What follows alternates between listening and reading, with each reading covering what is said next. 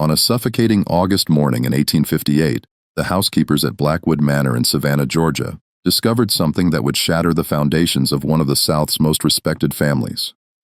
In the master bedroom, Colonel Harrison Blackwood lay dead in his silk sheets, his face twisted in an expression of what doctors would later describe as extreme agony, mixed with impossible ecstasy.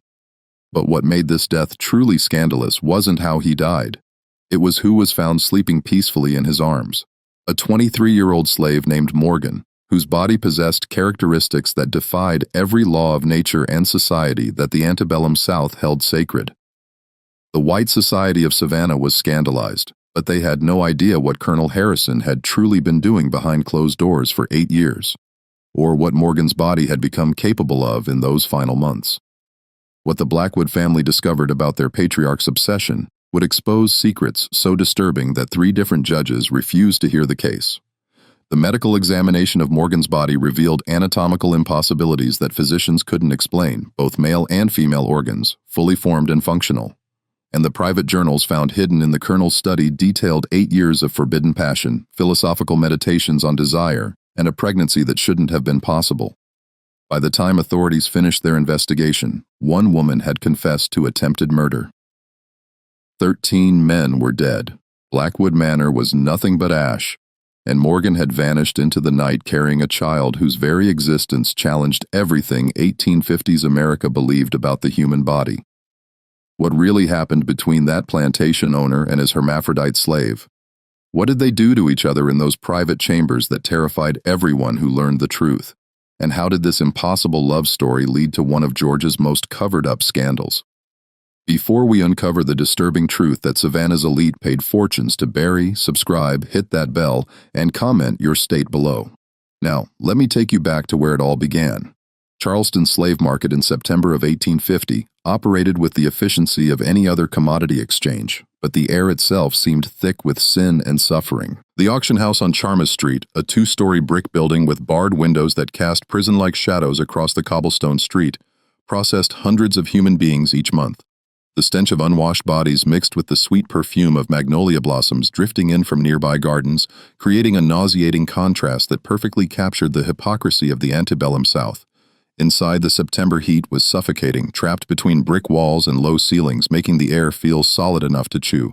Wealthy planters from across the South gathered there in their finest clothes, linen suits already dark with sweat stains despite the early hour to inspect merchandise, evaluate physical capabilities, and make purchases that would increase their agricultural output and social standing.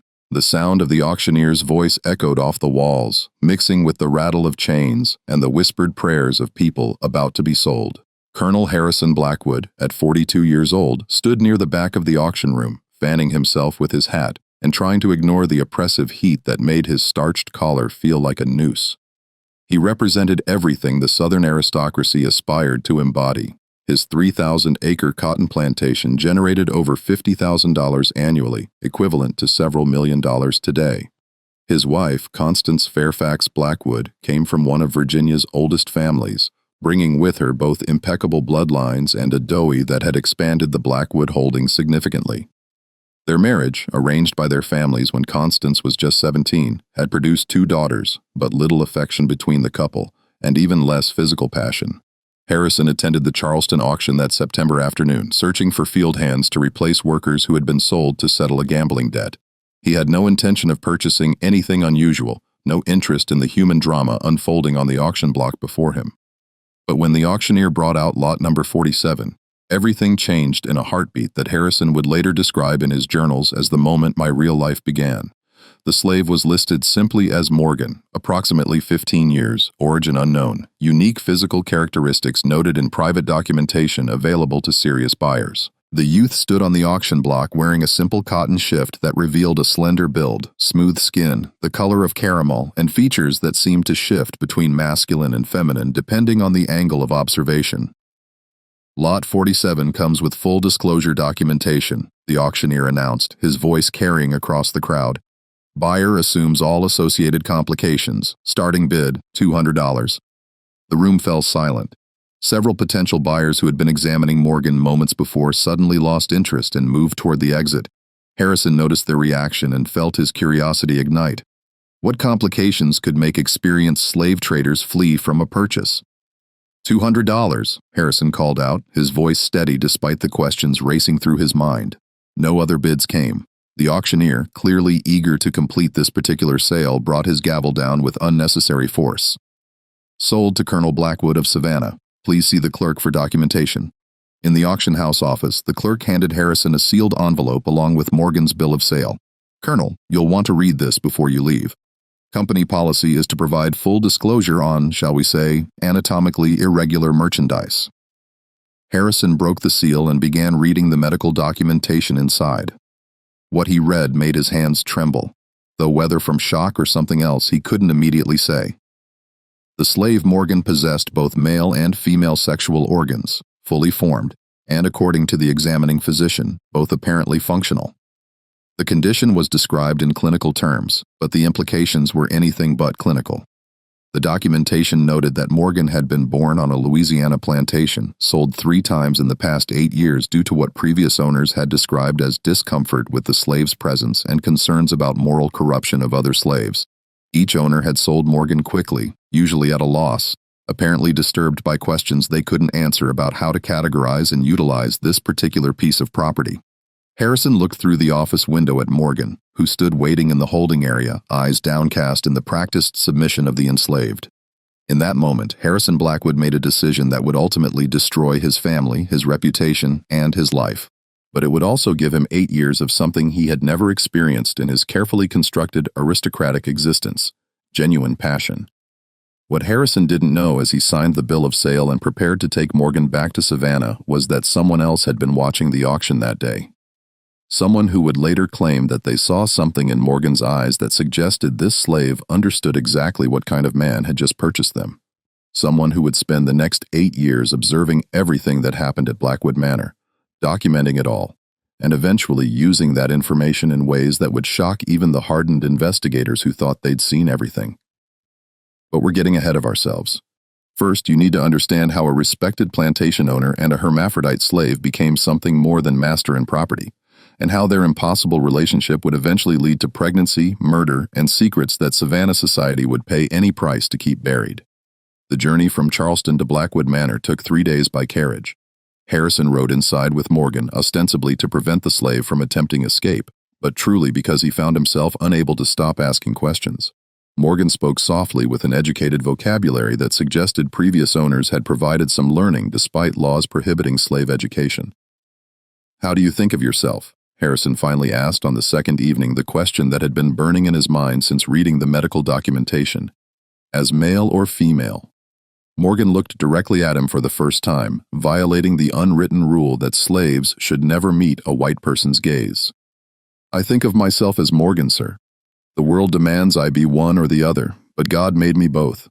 I've learned that my existence makes people uncomfortable because I don't fit into the categories they need to make sense of their world." The insight stunned Harrison.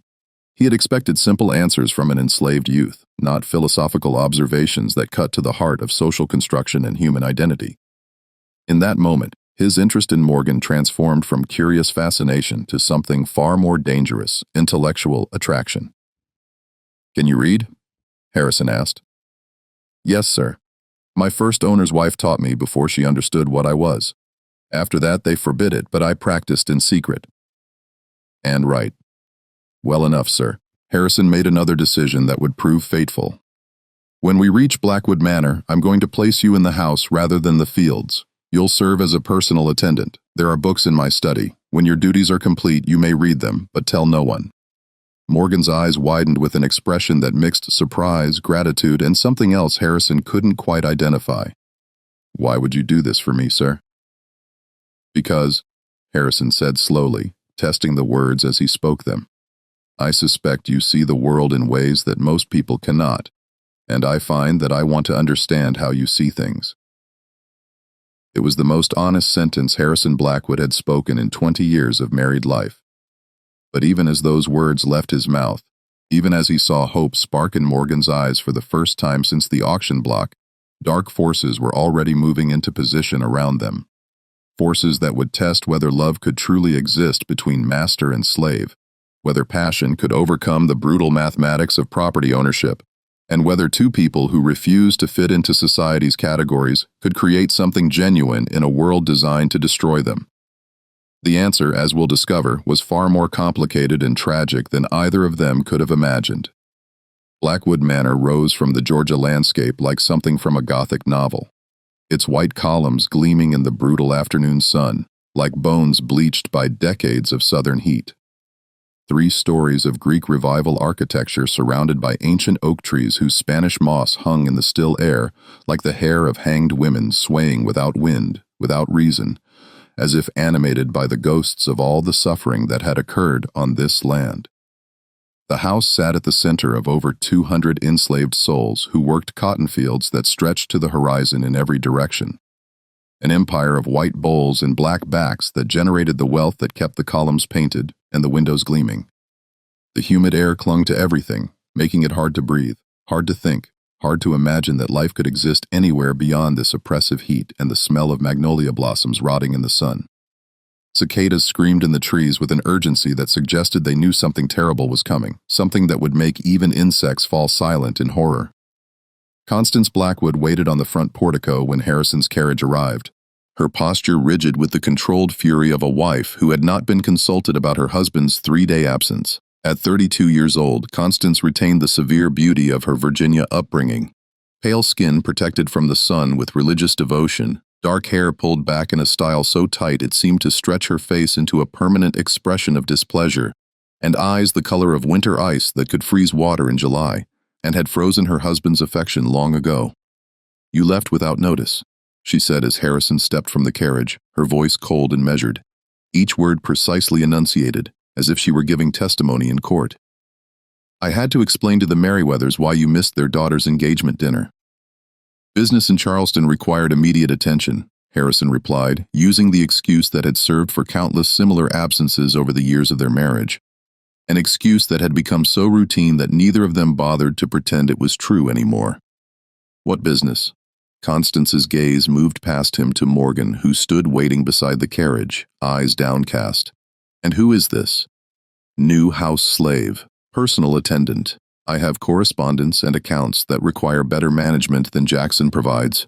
Constance studied Morgan with the practiced eye of a plantation mistress, accustomed to evaluating slave purchases for their potential utility and problems. Something in Morgan's appearance made her pause, her eyes narrowing with a suspicion she couldn't quite articulate. The slave's features seemed to shift in the afternoon light, sometimes appearing almost feminine in their delicacy, sometimes suggesting masculine strength. It was subtle, barely noticeable, but Constance had spent 32 years learning to notice things that other people missed. "This one seems delicate for heavy work," she observed, her voice dripping with disdain. "Might be better suited for the fields where we wouldn't have to look at it every day." "I've assigned duties," Harrison said with unusual firmness. "Morgan will attend me in the study and manage my personal affairs." The emphasis on personal affairs made Constance's jaw tighten, but she had learned over 14 years of marriage when to press her husband and when to retreat. She turned and walked into the house without another word, her silk skirts rustling with barely contained anger that sounded like dry leaves before a storm. But Constance Blackwood was not a woman who forgot perceived slights or abandoned suspicions easily. As she climbed the stairs to her bedroom, she made a mental note to watch this new slave carefully, to observe what made her husband speak with such unusual protectiveness about a piece of property. She didn't know yet what she was looking for, but she would know it when she saw it. And when she did, God help everyone involved. "Business in Charleston required immediate attention," Harrison replied, using the excuse that had served for countless similar absences over the years of their marriage. "What business?" Constance's gaze moved past him to Morgan, who stood waiting beside the carriage, eyes downcast. "And who is this new house slave, personal attendant? I have correspondence and accounts that require better management than Jackson provides." Constance studied Morgan with the practiced eye of a plantation mistress, accustomed to evaluating slave purchases for their potential utility and problems. Something in Morgan's appearance made her pause, her eyes narrowing with suspicion she couldn't quite articulate. "This one seems delicate for heavy work," she observed. "Might be better suited for the fields." "I've assigned duties," Harrison said with unusual firmness. "Morgan will attend me in the study and manage my personal affairs." The emphasis on personal affairs made Constance's jaw tighten, but she had learned over 14 years of marriage when to press her husband and when to retreat. She turned and walked into the house without another word, her silk skirts rustling with barely contained anger. Harrison showed Morgan to a small room off the study, barely large enough for a bed and washstand, but separated from the slave quarters and, more importantly, separated from Constance's awareness. "Your duties will be straightforward," he explained. "Manage my correspondence, maintain my files, keep the study clean. In the evenings after Constance retires, you'll return here to discuss the books you've been reading." "Discuss them, sir?" Morgan asked carefully. "Yes, I told you I want to understand how you see things. Consider it an educational experiment." Harrison paused, recognizing the lie in his own words. It wasn't education he wanted. It was connection with someone who existed outside the suffocating social structures that had governed every moment of his life since birth.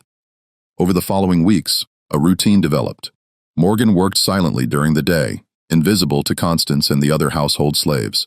But each evening, after the rest of the manor settled into sleep, Harrison would return to the study where Morgan waited with a book. "What did you read tonight?" became Harrison's greeting. "Plato's Symposium," Morgan might answer, or Paradise Lost, or the Federalist Papers. And then they would talk, sometimes for hours, about philosophy and politics and ideas that Harrison had never discussed with anyone in his social circle, where conversations remained safely superficial.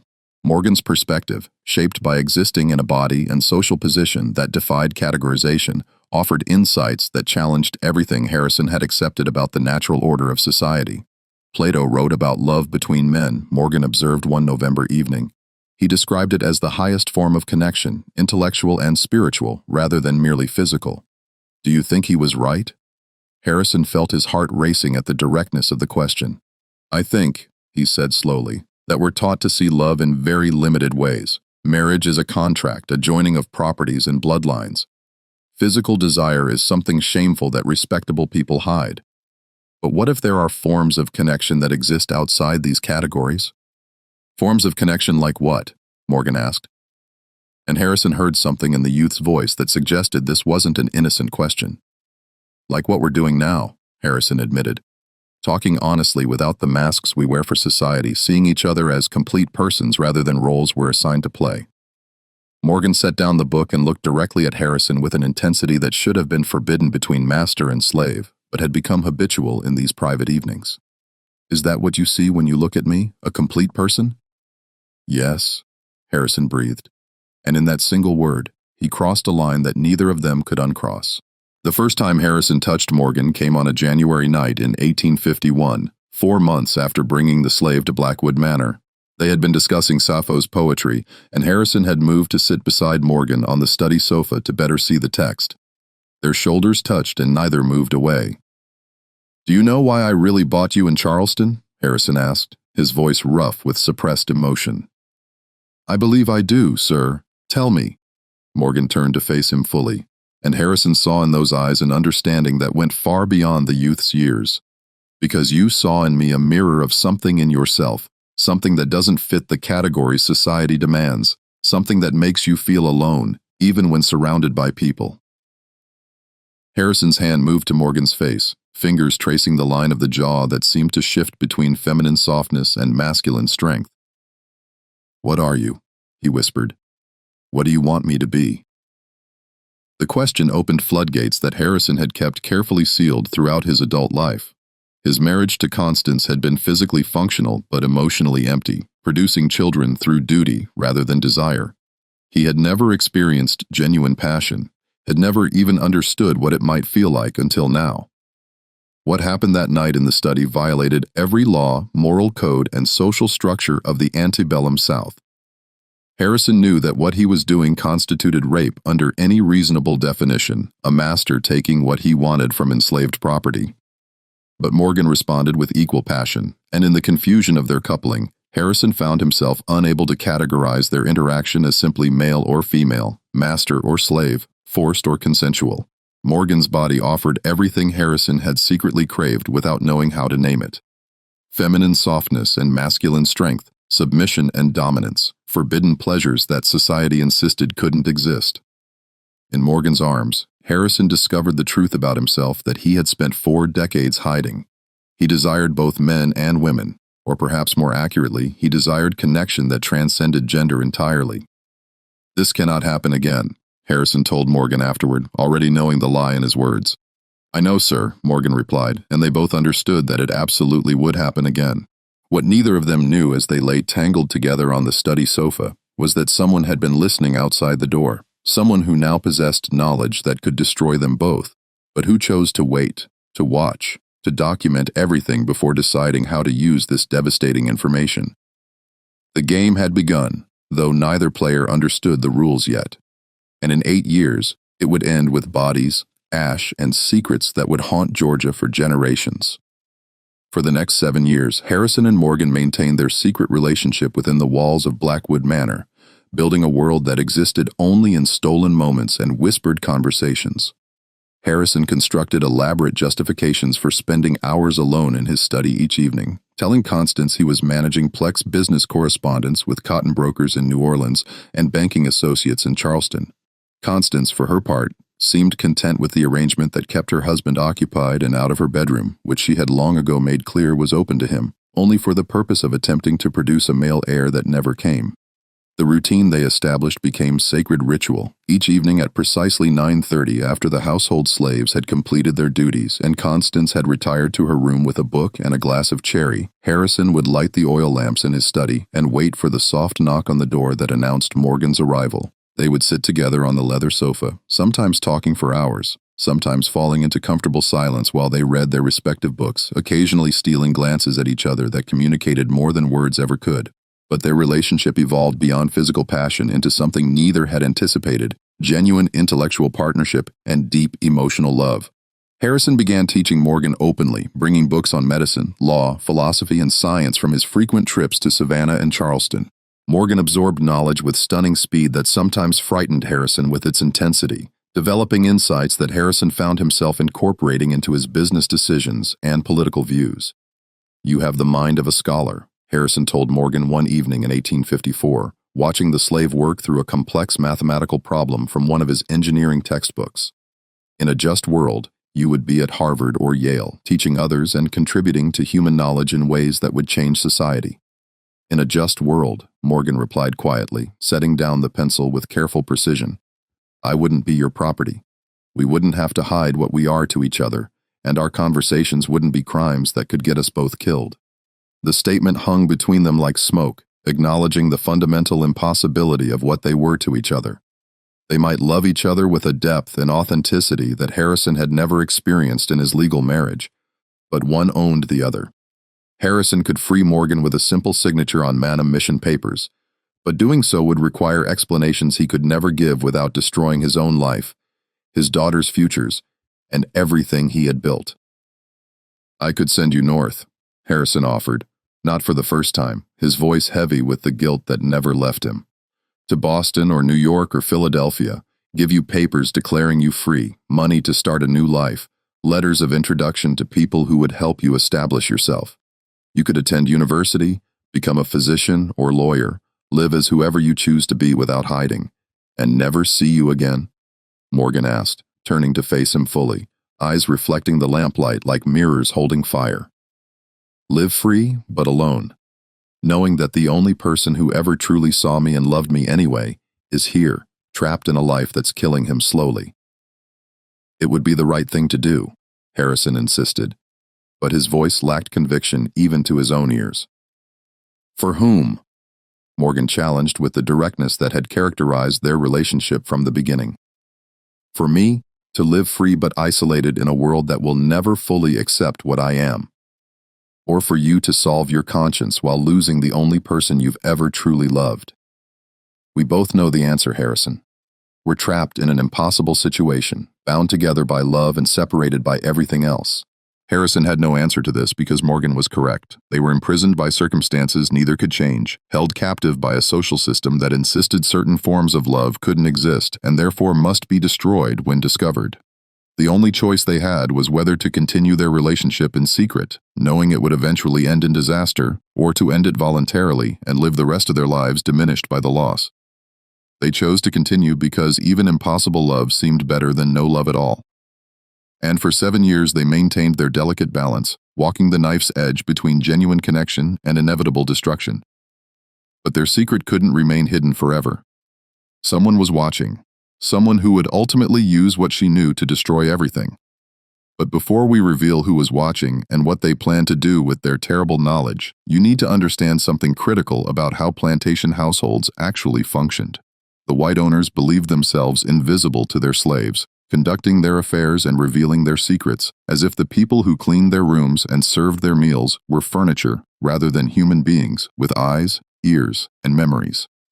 This fundamental misunderstanding of power would prove fatal for the Blackwood family, because the person who had been observing Harrison and Morgan's relationship from the very beginning was someone who understood that information was the only real currency available to the powerless.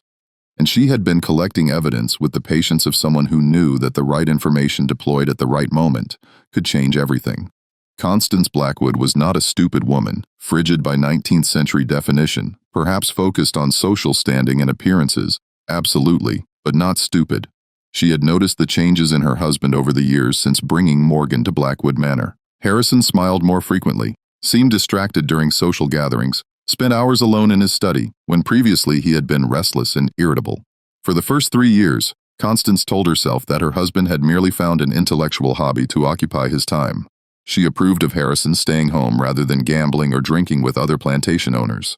She didn't care what he did in his study as long as he maintained appearances in public and provided for their daughters' futures.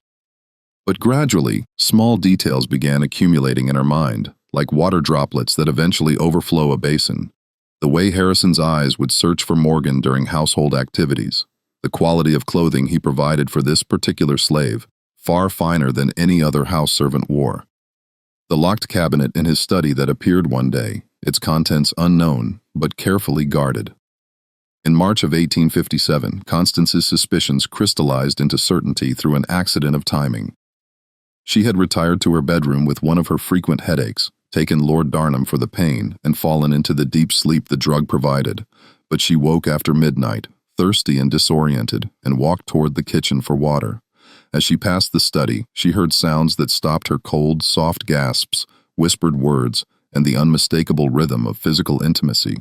She moved closer to the door, which Harrison had left slightly ajar in his distraction, and looked through the narrow opening. What she saw in that moment would haunt her for the rest of her life, and plant seeds of rage that would ultimately bloom into murder. Harrison and Morgan lay together on the study sofa, bodies intertwined in ways that Constance's strictly controlled mind could barely process. But what shocked her more than the physical act was the expression on her husband's face. Pure joy, complete abandon, and emotional openness she had never seen in 14 years of marriage. He loved this slave, actually loved Morgan in ways he had never loved her, his legal wife, the mother of his children. Constance backed away from the door silently, her mind racing through implications and consequences. She could expose them publicly, but doing so would destroy the Blackwood family's reputation along with Harrison's. She could have Morgan sold or killed, but Harrison would know who was responsible and the marriage would end in open warfare. No, she needed to be strategic, patient, wait for the right moment to act in a way that would punish Harrison while preserving her own position and her daughter's futures. But Constance wasn't the only person who had discovered the secret relationship.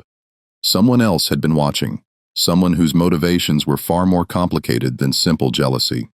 Margaret Chen had come to Blackwood Manor in 1852 as Constance's personal lady's maid, purchased from a Charleston dealer who specialized in what he called exotic acquisitions for wealthy families seeking household slaves that reflected their cosmopolitan sophistication and worldly taste.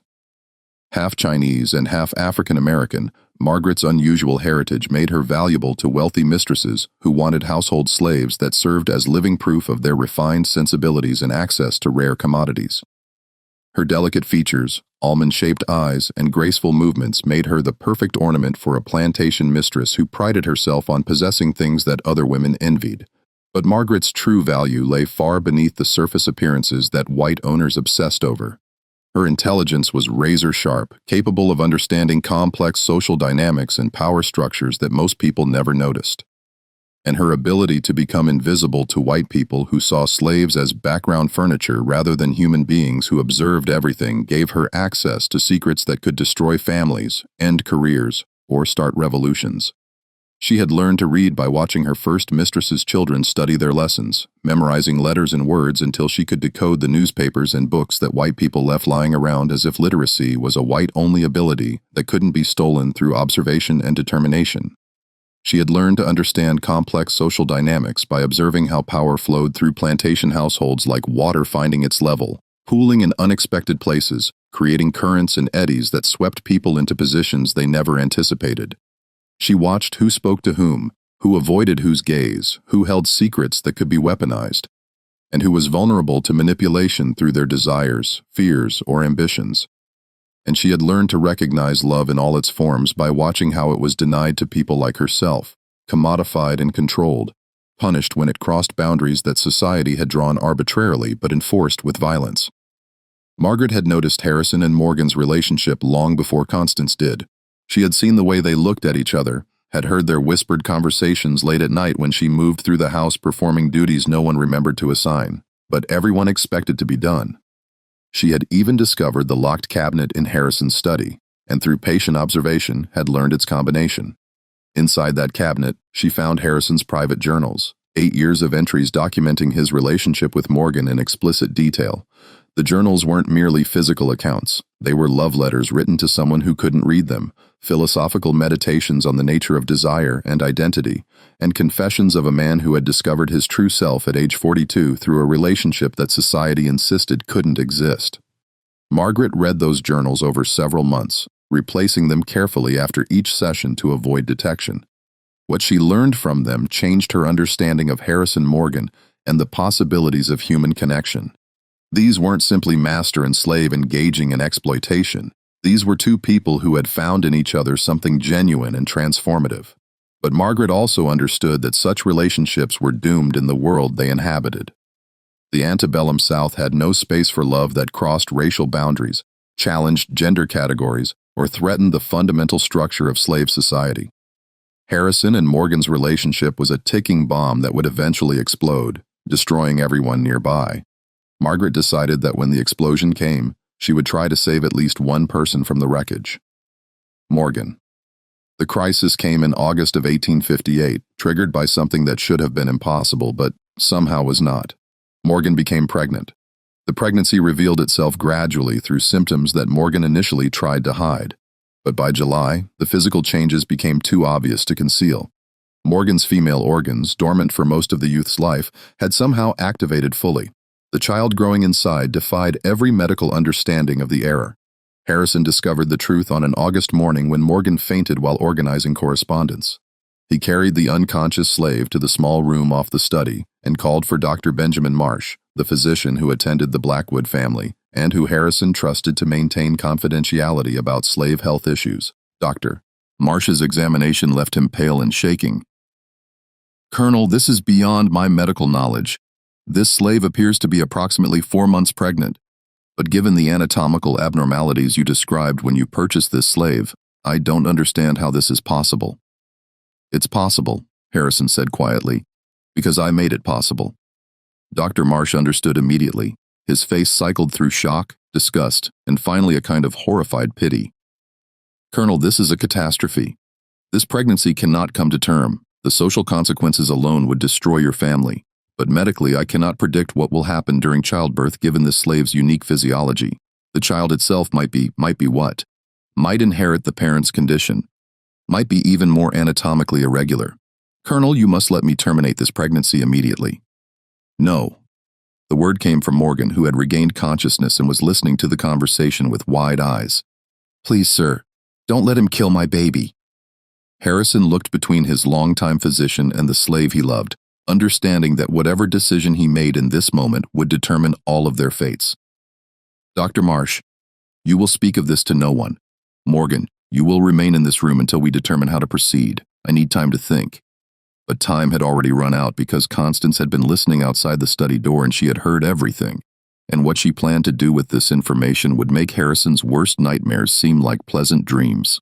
The confrontation that was about to unfold would involve poison, attempted murder, a slave's desperate escape, and a plantation owner's ultimate sacrifice.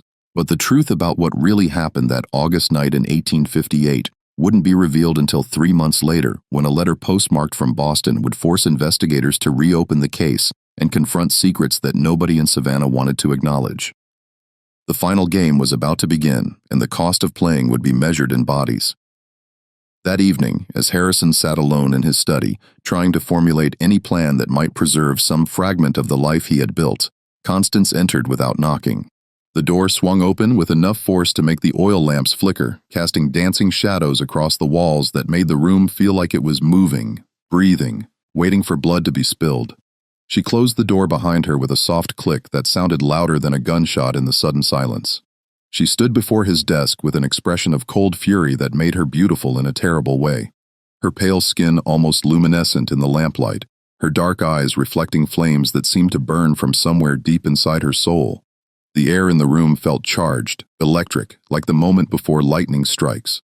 Harrison could smell his wife's perfume mixed with something else, something bitter and chemical that he couldn't identify. Later he would realize it was poison, that she had come to this confrontation already prepared to kill. 14 years, she said quietly, her voice so controlled that it was more frightening than screaming would have been. Each word dropped into the silence like stones into still water, creating ripples that would spread outward forever. 14 years. I have been your wife. I gave you 2 daughters. I managed your household, hosted your political allies, represented your family with dignity and grace, and all this time you were in love with a slave. Harrison said nothing. There was nothing to say that could justify or explain. Not just any slave, Constance continued. A slave whose body is as confused as your desires. A slave who is now carrying your child. Do you understand what you've done? Do you comprehend the magnitude of your betrayal? I never meant to hurt you, Harrison said, knowing how inadequate the words were. You didn't think of me at all, Constance replied. That's what hurts most. Not that you found love elsewhere, but that you found it with someone who represents everything our society says cannot exist. You've made a mockery of our marriage, our family, and the entire social order we depend upon. What do you want from me? Constance moved closer to the desk, her voice dropping to a whisper that somehow carried more menace than shouting. I want you to suffer as I have suffered. I want you to understand what it feels like to love something you can never truly have, and I want Morgan to disappear. No, you don't have a choice, Constance said. Morgan and the child both represent existential threats to this family. I could expose you publicly, but that would hurt our daughter's marriage prospects. So instead, I will handle this privately. Morgan will be sold tomorrow to a dealer who specializes in difficult slaves. The dealer will take Morgan south to the sugar plantations in Louisiana, where life expectancy is measured in months. Your child will die before it's born, work to death inside Morgan's body, and you will live with the knowledge that your selfish desires killed the only person you ever loved. Harrison stood so abruptly that his chair fell backward. If you do this, I will divorce you. I will confess everything publicly. I will destroy myself if necessary to stop you. Then do it. Constance challenged. Destroy your reputation, your business relationships, your daughter's futures. Prove that your perversion matters more than your family. See what happens when you admit to Savannah society that you've been sodomizing a hermaphrodite slave for 8 years. They stared at each other across the desk, and Harrison understood that Constance held every card. She could destroy him socially while preserving her own position as the wronged wife. She could sell Morgan legally as property. She could even terminate the pregnancy and claim medical necessity. Please, Harrison whispered, a proud man reduced to begging. Please don't do this. Constance's expression didn't change. Tomorrow morning, Morgan will be gone. You will never speak of this again, and you will spend the rest of your life knowing that you could have prevented this if you had been stronger. She turned and left the study, closing the door with a soft click that sounded like a coffin lid falling into place. Harrison sat in the darkness for hours, his mind racing through impossible scenarios. He could flee with Morgan, but where could they go? He could kill Constance, but that would lead to his own execution. He could free Morgan and face the social consequences, but that wouldn't save the child or allow them to be together. In the end, he made a decision that he hoped would save Morgan's life, even if it couldn't save their relationship. He walked to the small room where Morgan lay sleeping, woke the slave gently, and explained what was about to happen.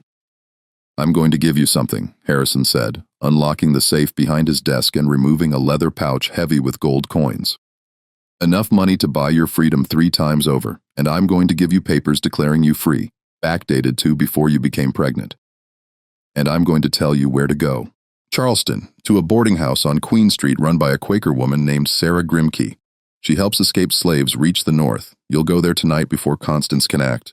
But what about you? Morgan asked, tears streaming down her face that Harrison still found beautiful in ways that transcended gender. I'll tell Constance you escaped. She'll be furious, but she'll also be satisfied that you're gone. I'll face whatever consequences come. I don't want to leave you. I know. But you have to think about the child now. Our child deserves a chance at life, even if we can't be together. They held each other until nearly dawn, knowing it was the last time. Then Morgan, dressed in men's clothing Harrison had stolen from the slave quarters, took the money and papers and slipped out into the humid Georgia night. Harrison watched from his study window as Morgan disappeared into the darkness, feeling something inside himself die. He had chosen to save Morgan's life at the cost of his own happiness. It was the only moral choice available, but it felt like death nonetheless. He walked to his desk, opened the middle drawer, and removed the pistol he kept loaded for protection. He sat down, placed the pistol on the desk before him, and tried to imagine a future without Morgan. He couldn't. What happened next would be debated by investigators for months afterward, but the evidence suggested that Harrison Blackwood sat in his study until mid-morning when Constance came to gloat over Morgan's impending sale and found her husband's desk empty and the door to Morgan's room ajar. The screaming brought the entire household running. They found Harrison on the bed in Morgan's small room, dressed in Morgan's clothing, surrounded by 8 years' worth of private journals that documented every moment of their relationship. He had apparently swallowed a massive dose of laudanum mixed with arsenic, creating the combination that produced the expression of extreme agony mixed with impossible ecstasy that doctors would note in their reports.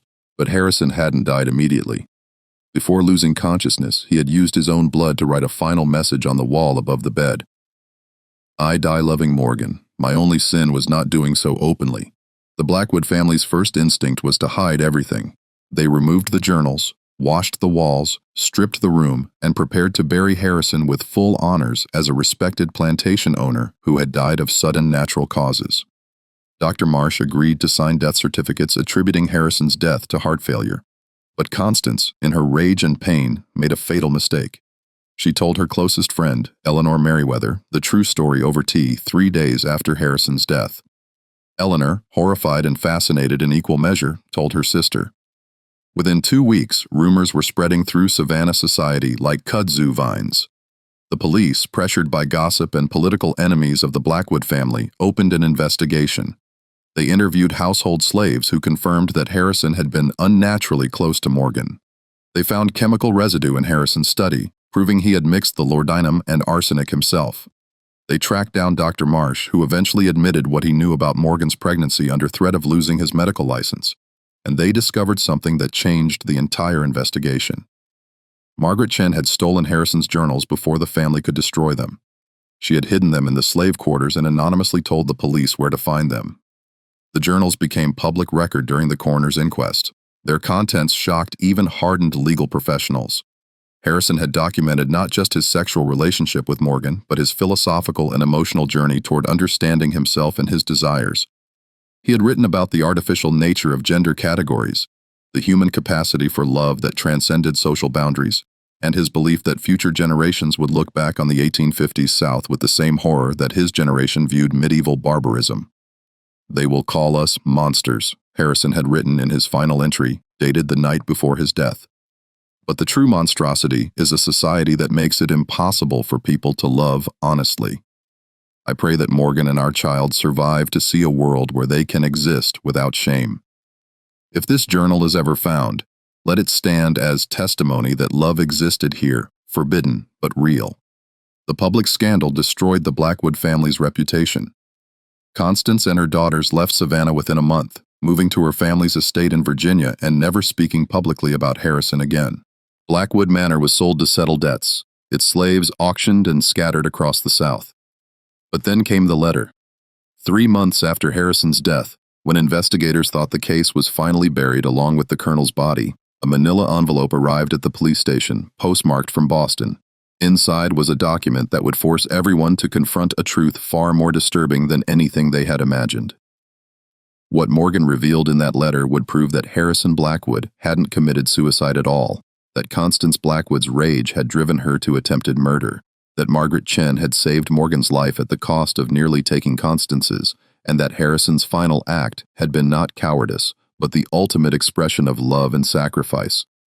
The truth, as it turned out, was even more tragic than the lie. 3 months after Harrison's death, the police received a letter postmarked from Boston. It contained a sworn statement from Morgan written in elegant handwriting explaining what had truly happened that night.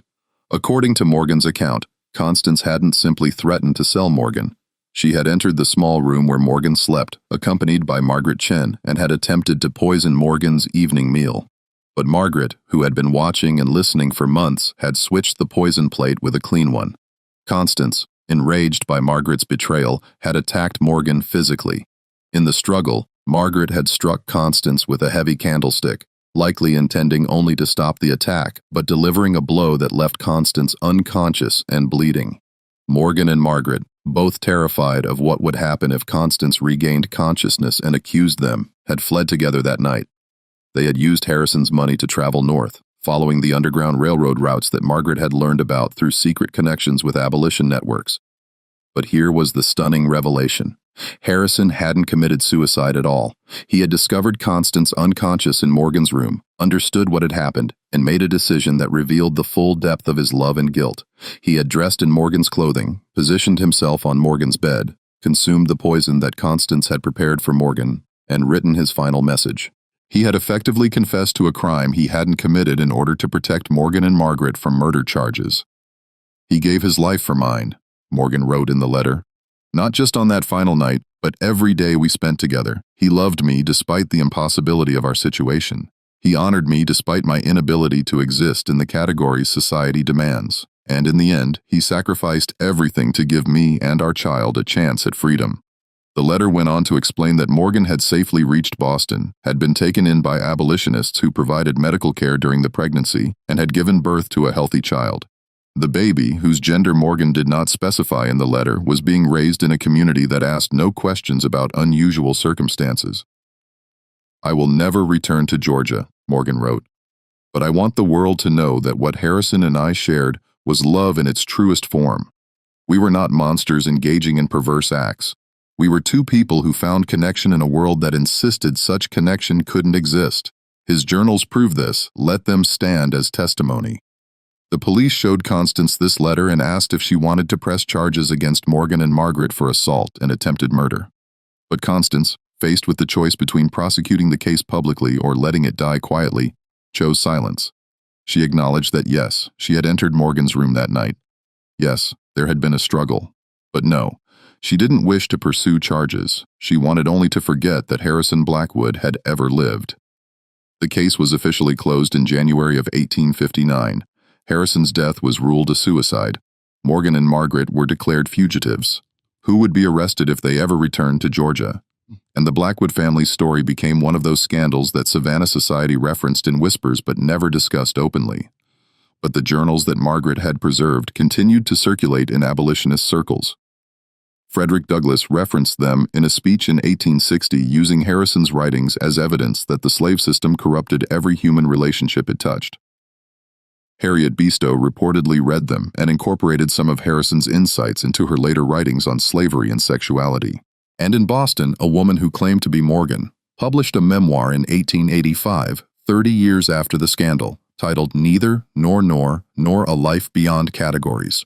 The book detailed growing up as a hermaphrodite in slave society, the years at Blackwood Manor, and the escape to freedom. It was banned in most southern states but became required reading in certain progressive circles in the North. The memoir's final chapter addressed Harrison directly. "You asked me once what I was. I told you that I was whatever you wanted me to be. But the truth, which I understood only after reaching freedom, is that I was always exactly what I appeared to be, a human being deserving of love and dignity. You saw that truth before I did. You loved me before I learned to love myself, and you died defending my right to exist. That is a love worth remembering, regardless of how society judged it." Morgan died in 1902 at the age of 67, having lived openly in Boston as a person of ambiguous gender for over 40 years. The child, whose identity Morgan never publicly revealed, continued living in Boston as a prominent physician who specialized in treating patients whose bodies didn't conform to typical anatomical categories. Constance Blackwood died in Virginia in 1890, having never remarried, and having maintained until her death that her husband had betrayed her unforgivably. But among her possessions, her daughters found a single item that suggested a more complicated truth. One of Harrison's journals, the one from 1851, that documented the early months of his relationship with Morgan. Constance had kept it hidden for over 30 years, reading it repeatedly based on the wear patterns on its pages. Whatever she thought about her husband's choices, she had been unable to completely let go of him.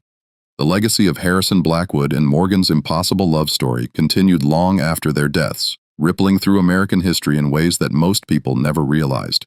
The journals that Margaret had preserved continued to circulate in abolitionist circles throughout the 1860s. Frederick Douglass referenced them in a speech in 1860, using Harrison's writings as evidence that the slave system corrupted every human relationship it touched, turning love into property transactions and passion into crimes against nature.